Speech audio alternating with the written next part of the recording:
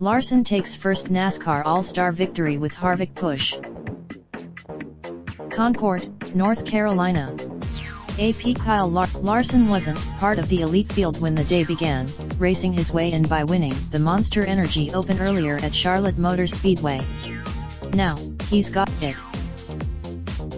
Larson did it with a decisive shove through the pack by Harvick, a two-time All-Star champion who was eager for a third.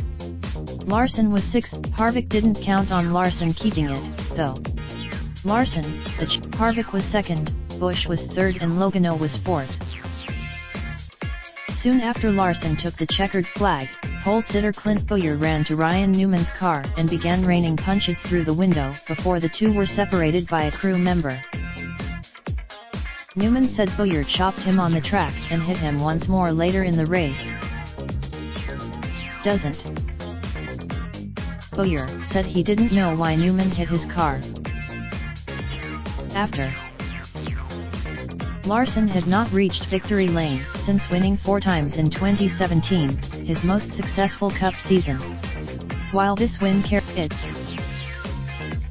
Kyle Busch won the opening stage, Harvick the second, Logan the third before pit problems. Harvick said the race was a letdown since he had the fastest car and failed to win. He said the flaws, extra time 2 of the 3 segments of the Monster Energy Open and the first stage of the All-Star race needed extra laps to determine a winner. William Byron out. Larson flipped. NASCAR said it won't recommend any changes after an extensive review of Larson's frightening barrel roll crash at Talladega last month.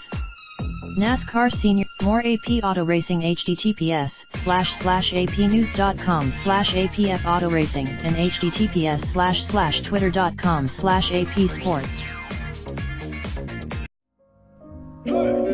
Raindrop, drop top smoking, no cooking the hot pot. Fucking on your bitch, yeah, that. Looking up, open the park.